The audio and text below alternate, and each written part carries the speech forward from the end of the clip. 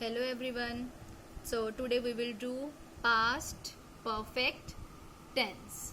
Okay? So identification. तो सबसे पहले इसकी पहचान क्या होती है, इसके एंड में क्या होता है, चुका था,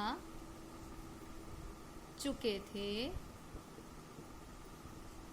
चुकी थी, चुकी थी। तो इस तरह से हमारी क्या पहचान हुई, चुका था, चुके थे, चुकी थी। ठीक है।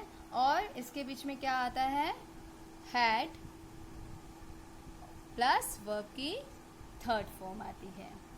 और इसके बीच में जैसे हमें पता है कि ये चीज क्या है, पहले से, क्यों, क्योंकि ये क्या है, पास्ट। तो हमें पता है कि ये हमारा पास्ट जो बीत चुका है, तो उसके हिसाब से हमारा ये होता है कि जो चीज हमारी चुका था, चुके थे, चुकी थी। जब हमने पास्ट इंडेफिनिट किया था तो उसके बीच में था आ था, ए थे, ई थी।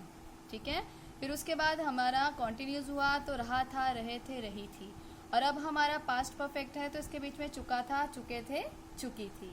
ठीक है। और इसके बीच में एक और चीज होती है जो बहुत इंपॉर्टेंट होती है, वो ये है कि पास्ट परफेक्ट टेंस जो है वो कहाँ किसके साथ आता है, पास्ट इंडेफिनिट के साथ। किस तरह से, अब जैसे मेरे स्कूल पहुंचने से पहले चपरासी घंटी बजा चुका था। ठीक है। तो इसके बीच में हमारा क्वेश्चन क्या है, मेरे स्कूल पहुंचने से पहले चपरासी घंटी बजा चुका था। तो ये सेंटेंस हमारा है, तो किस तरह से आएगा, दी प्यून। अब देखो, रिंग ग्रैंग रंग थर्ड फॉर्म आती है, और किसके साथ, हैड के साथ। तो had plus third form of verb तो क्या आएगी, ring rang rung. The peon had rung the bell before I reached the school. Okay.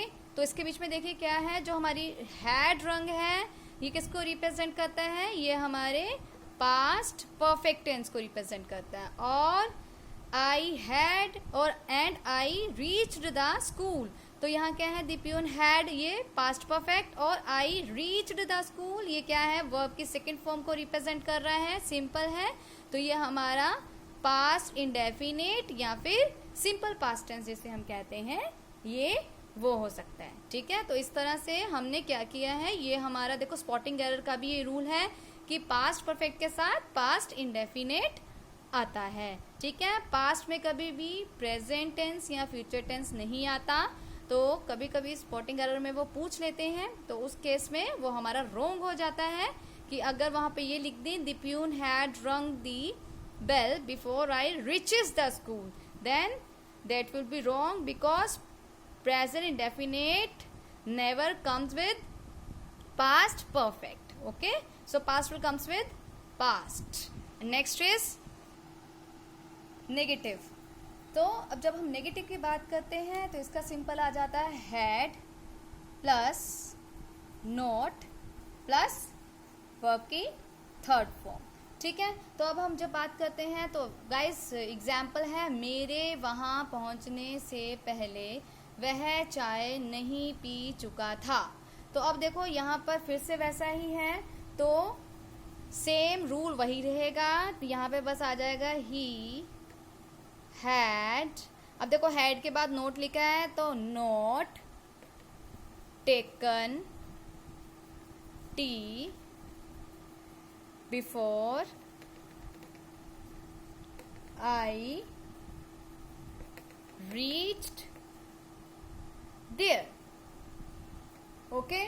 तो इस तरह से हमारा क्या आता है, he had not taken tea before I reached there। तो यहाँ पर भी देखो had हमारा पास्ट परफेक्ट आ रहा है, ये नेगेटिव सेंटेंस है हमारा, वो हमारा एफर्मेटिव था।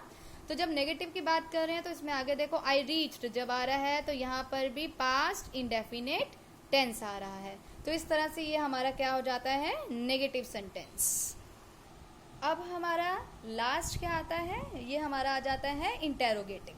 तो इंटेरोगेटिव जो आता है उसके बीच में हमेशा आता है कि वो कुछ क्वेश्चन, हमसे कोई प्रश्न पूछा होता है, तो इसके बीच में क्या रूल होता है, हैड के साथ सब्जेक्ट और वर्ब की थर्ड फॉर्म। तो इसके बीच में हमारा हेल्पिंग वर्ब पहले रख जाता है, तो क्या डाके, तो देखो हमारा पास्ट परफेक्ट है तो इसके बीच में हमें पता है कि हैड लगना है, तो क्या आ जाएगा, had you return the letter when the postman, that is your postman came। Why? Because come, came, come, so that is your second form of verb, so it also represents that past perfect always comes with past indefinite। okay, तो यहाँ पर हमने third sentence किया, उसके बीच में भी हमारा क्या रूल फॉलो हो रहा है कि ये पास्ट परफेक्ट के साथ हमारा पास्ट इंडेफिनेट आ रहा है। ठीक है, तो इस तरह से हमने जो रूल्स किए हैं उसके अकॉर्डिंग अब हमने एफर्मेटिव भी कर लिया, इंटेरोगेटिव भी कर लिया और नेगेटिव भी कर लिया। So guys, for more updates please subscribe, like and share. बाकी डिस्क्रिप्शन में सब कुछ दिया है, चेक कर लीजिए और कमेंट कीजिए।